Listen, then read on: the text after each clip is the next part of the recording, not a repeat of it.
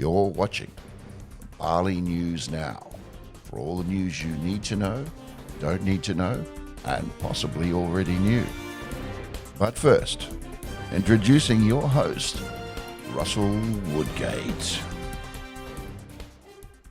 Welcome to the show, everyone. I'm not doing it alone. I've got my very good friend over there in Bali. Carly, how are you online? Hi, Russ. I am well, thank you. Excellent. Look, we're going to look at some news stories that's developing in and out of Bali, Indonesia, if you like. We do this on a weekly show. We're going to look at a couple of stories. We're going to look at some questions. We're going to put Carly on the spot, make her stumble if we can. And we want to try and upbeat the show a little bit. So, Carly, let's have a look at some news that's happening there in Bali.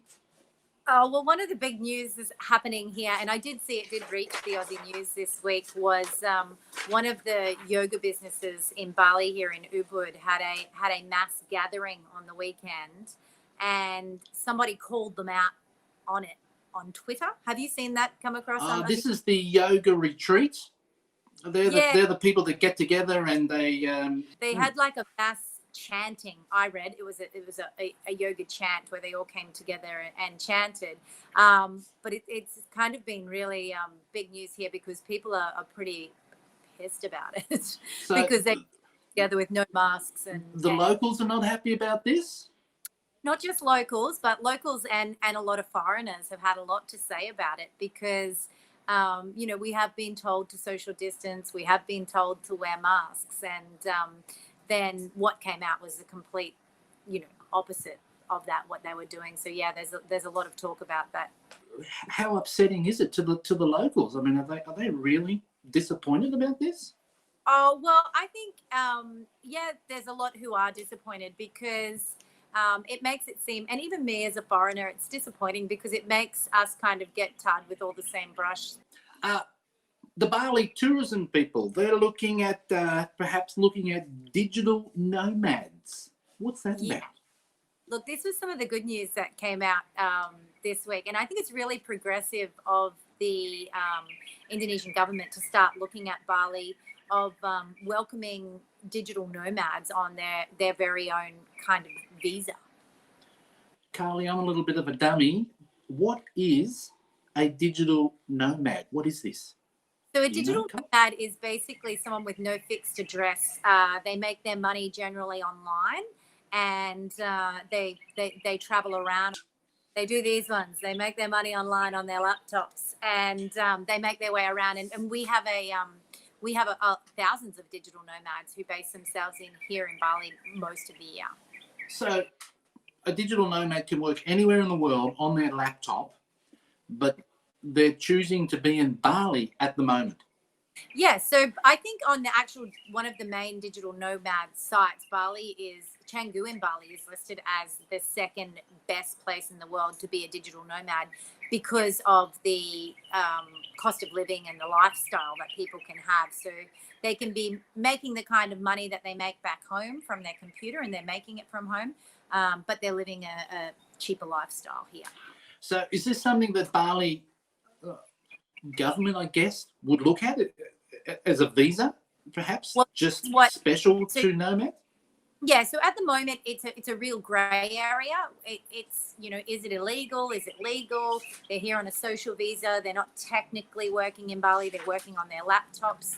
And so the story that came out this week was that the government is looking at possibly looking at a new kind of visa and welcoming those digital nomads into the economy here. Again, let's watch this space because I think we're going to be looking at something completely different as we're coming out of COVID and all these people that are moving in that area. I'm interested in nomad stuff. With Canggu being rated as the second best nomad place in the world, one of the biggest things is about the Wi-Fi speed. But obviously COVID's thrown a spanner in the works there. I guess in these trying times, everyone and their man and their dog and their children is all on the internet. So all that's been sucked up and absorbed. That's right. So everyone who's normally working in a resort or at a cafe or at a restaurant is instead at home and online. So hopefully the internet companies are working their way through that. Okay.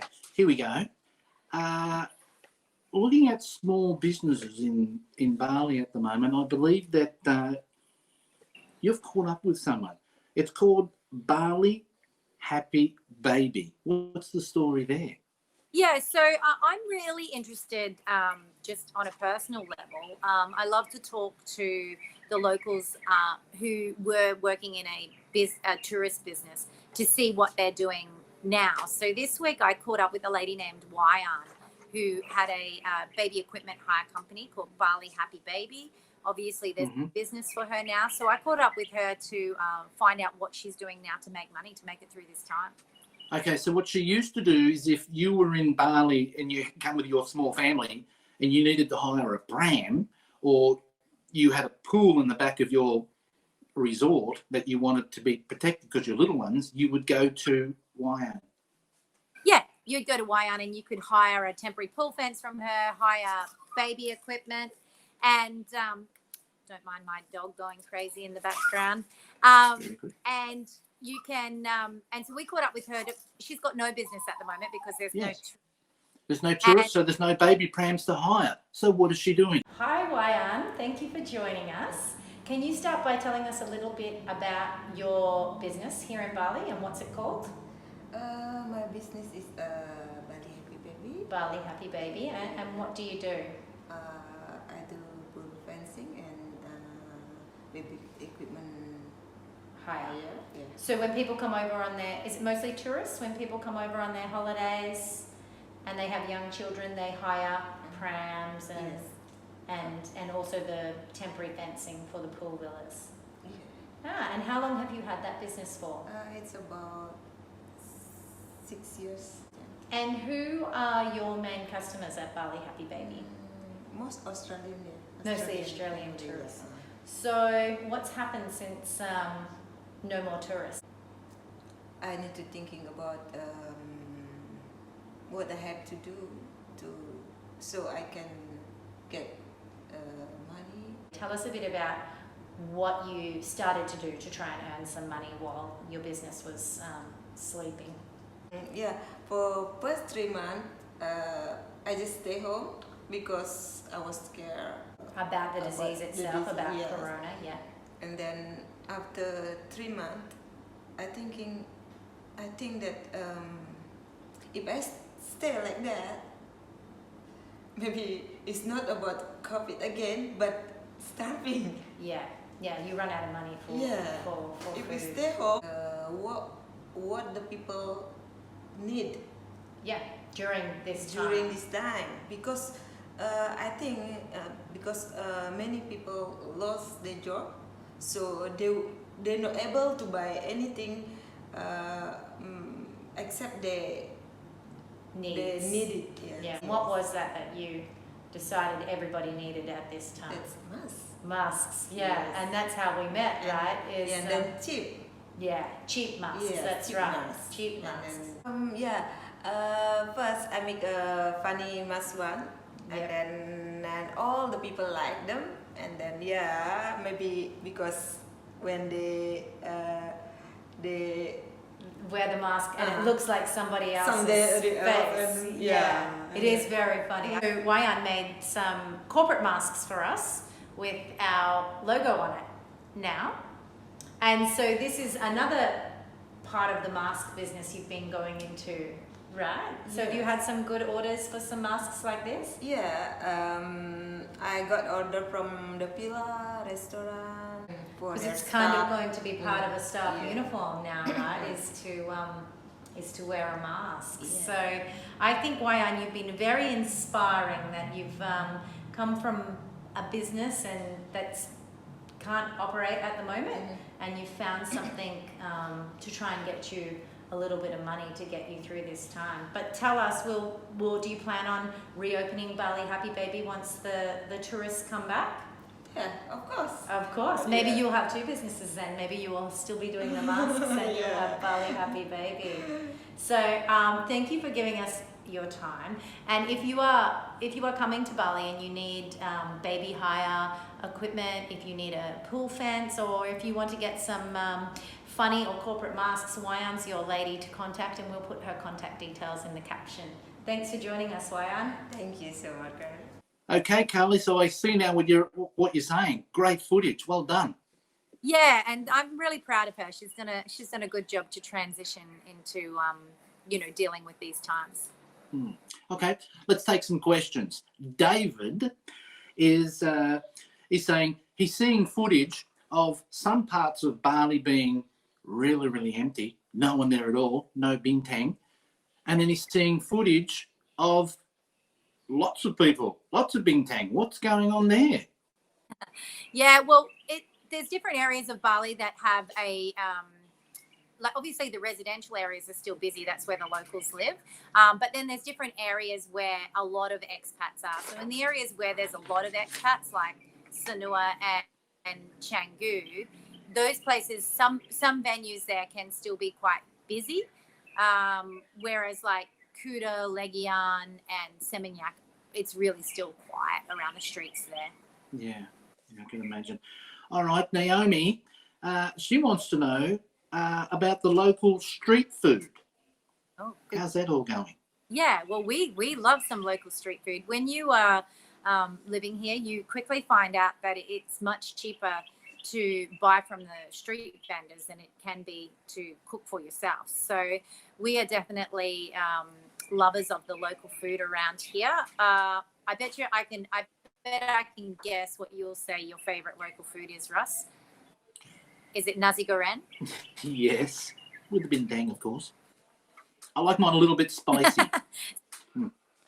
Oh, you like your spicy? Pedas means spice? Yes, I do. Okay. Yeah. Obviously, the nasi and the mee goreng, the fried rice or the fried noodle is very well known. But there's tons of other local dishes like beef rendang and the satays, and there's something called batutu, like you can have chicken batutu, which is a spicy chicken. We love all the local food. I especially am a lover of the local Balinese sweets. They have amazing. Because I was going to ask you, what is your favourite food there? Yeah, it's hard to choose a favorite. It's definitely hard to choose a favorite. I love a good chicken satay with a nice peanut sauce. But I also really love a Balinese sweet called klepon, which is like a glutinous rice with a pop in the middle of palm sugar. I know it. Street food is definitely something you should try when you come here. I love it, and I love it a lot, and I miss it, and I can't wait. Listen, a little birdie has told me that you're heading up north. Very excited to take a little trip out of Sanua. My kids go on school holidays this weekend, so we're going to jump in the car. We're going to head up through the middle of Bali and go through Badugul and Munduk, come out, spend a few nights in Lavina, and then we will drive back down the east coast, so through places like Ahmed and Chandidasa, and then back. Very nice. Take lots of pictures, please, and we'll get them up for next show. Listen, how about a little something from your viewers? Perhaps they've been up north. Perhaps they can send in some footage or something. Oh, absolutely. If we can, if somebody's got a special place they love on the east coast or up north, send it to me and tell me. I'll go visit. I love exploring that area of Bali. So if you've got a little hidden gem, I want to know about it. And we'll try and get the footage on for next show, yeah? Well, hopefully, Russ, we can bring a show to you from maybe from Lavina. We can bring a show. If the internet's okay, I would love to go from where we're staying there. It's pretty special. Look, okay, Carly, that's the end of the show. That's all we got time for. Hopefully, we'll see you again soon. Thank you for being part of the show. Cheerio. Bye, thank you. Bye. You've been watching Bali News Now. For all the news you now know, could have already known. Well, maybe didn't even want to know.